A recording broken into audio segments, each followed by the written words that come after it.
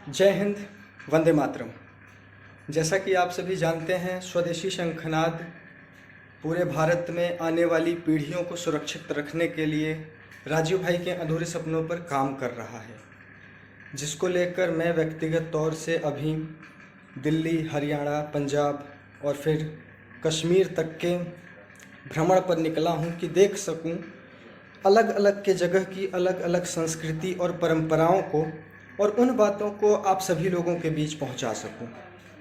इसी दौर में मैं अभी फ़िलहाल में पंजाब के एक परिवार में रुका हुआ हूं, जिस परिवार की एक वैदिक माँ, जिसको ये लगता है कि उसका बेटा, उसकी बेटी निरोगी रहे, स्वस्थ रहे, और साथ ही उस वैदिक माँ को यह भी लगता है कि भारत की तमाम उन माताओं के बच्चे भी सुरक्षित रहें जो आज बाज़ार में मिलने वाले उत्पादों से अपने आप को और अपने शरीर को धीमे जहर के रूप में बर्बाद कर रहे हैं। बच्चों को दी जाने वाली चॉकलेट, टॉफ़ी इतनी प्रचलित है कि आप सभी जानते हैं, हर माँ अपने बच्चे को वो चॉकलेट खिलाना अपना स्टैंडर्ड समझती है। इसलिए मैं आप लोगों को आज एक ऐसी चीज़ दिखाने के लिए आया हूं कि आपको देखकर ये समझ आ जाएगा कि किस प्रकार इन कंपनियों ने अपने उत्पादों को बेचने के लिए किस तरीके का जहर हमारे शरीर में डालना शुरू किया है। मैं आपको वो चॉकलेट टॉफ़ी का एक ऐसा नमूना दिखाने वाला हूं जिससे आपको पता चलेगा कि हमारे पेट में जाकर भी ये नहीं गलती है और कितना नुकसान करती है। ये आप देख सकते हैं, ये चॉकलेट है और इसको करीब 150-200 टेम्परेचर पर उबाला गया है, कम से कम 15 से 20 मिनट के लिए।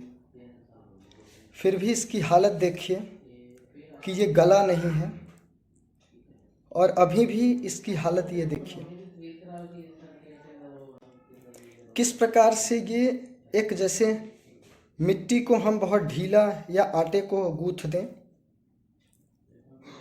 इतना उबालने के बाद मतलब आप कल्पना करिए कि जिस चीज़ को आप अपने बच्चों का स्वास्थ्य और मनोरंजन या उनकी संतुष्टि का साधन समझते हैं, वो क्या है।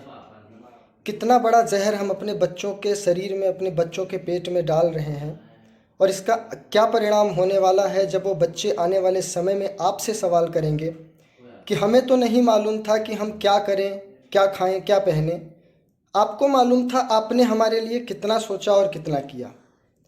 इसलिए अभी भी वक्त है, संभल जाइए और अपने आने वाले पीढ़ियों को सुरक्षित रखने के लिए आप समझना, सोचना, जानना तो कम से कम शुरू करिए कि जो उत्पाद हम शहर से लेके आते हैं, दुकानों से लेकर आते हैं, या जिनको हम समझते हैं कि बहुत अच्छे हैं, वो हमारे लिए कितने नुकसानदायक हैं।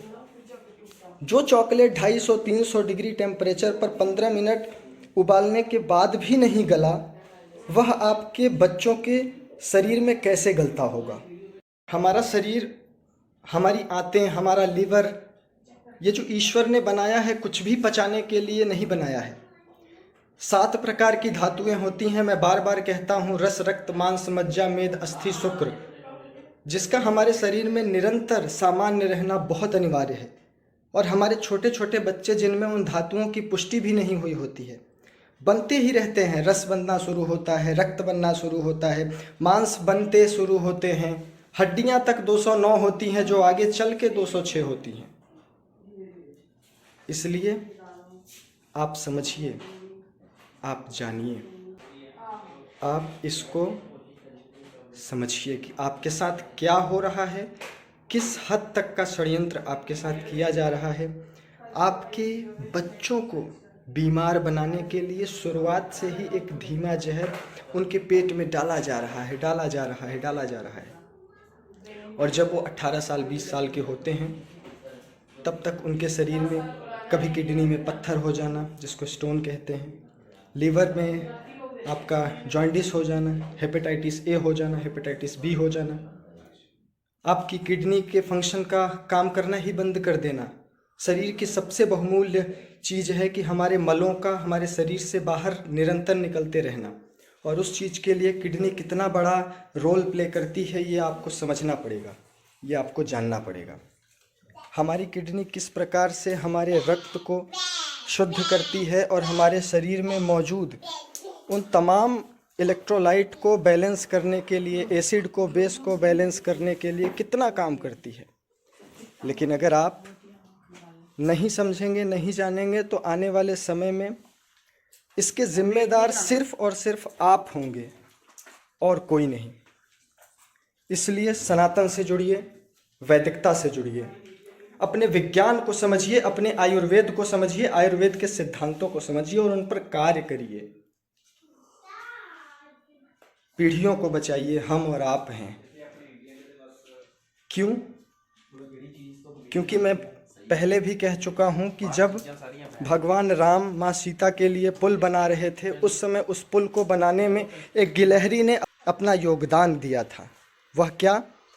उस पुल बनाते समय नल और नील के माध्यम से जब वो पुल बनाया जा रहा था, तो उस गिलहरी ने अपनी पूँछ में रेत के कण डालकर समुद्र में डालती थी। बंदरों ने पूछा कि ए गिलहरी, क्या कर रही है? तुझे कौन जानेगा, तेरे ये डालने से रेत के कण क्या पुल बन जाएगा? गिलहरी ने कहा, नहीं, मुझे मालूम है कि मेरे रेत के कण डालने से वो पुल नहीं बनेगा, लेकिन जब इतिहास लिखा जाएगा, जब इस पुल को बनाने का जिक्र होगा, जब भगवान राम की गाथा को आने वाले भारत के लोग याद करेंगे, तब इस गिलहरी का नाम आएगा कि इसने भी उस पुल को बनाने में अपना योगदान दिया था। आने वाला समय सनातन का होने वाला है, मैं बार बार कह रहा हूं, और इस बात को भारत के बहुत तमाम वो संत जो आने वाला 10 साल, 100 साल और 1000 साल जिनको पता है, वो भी यही बात कह रहे हैं कि आने वाला समय सनातन का होने वाला है। इसलिए अब अपनी वैदिकता की तरफ लौटिए, स्वदेशी की तरफ लौटिए, भारत की तरफ लौटिए। बड़े दुख की बात है कि ये पंजाब के एक ऐसे शहर, एक ऐसे परिवार की घटना है जिसको आप डेवलप सिटी कहते हैं, जहाँ के पर कैपिटा इनकम हमारे उत्तर प्रदेश, बिहार, राजस्थान, झारखंड के राज्यों से बहुत अधिक है। वहाँ पे ये मानसिकता है, ये पढ़ी लिखी मानसिकता है, और इसीलिए राजीव भाई कहते थे कि भारत देश में मैकॉले ऐसी शिक्षा पद्धति चाहता है जिससे इस देश में तैयार हर एक बच्चा केवल देखने से भारतवासी लगे, लेकिन वो शरीर, मन और आत्मा से पूरी तरह अंग्रेज बन जाए। संभालिए, बचिए। आज भी हमारे उद्योग धंधों के साथ घात हो रहा है, आज भी हमारी शिक्षा के साथ घात हो रहा है, हमारे संस्कारों के साथ घात हो रहा है, हमारी भारतीयता पर घात हो रहा है। राजीव भाई के अधूरे सपनों को हम पूरा करेंगे, कहने से नहीं होता है, उसके लिए करना पड़ता है। अगर आप कर सकते हैं तो करिए, नहीं कर सकते हैं तो करने वाले का सहयोग करिए, और वह भी नहीं कर सकते हैं तो कम से कम करने वाले को रोकने का प्रयास तो मत करिए।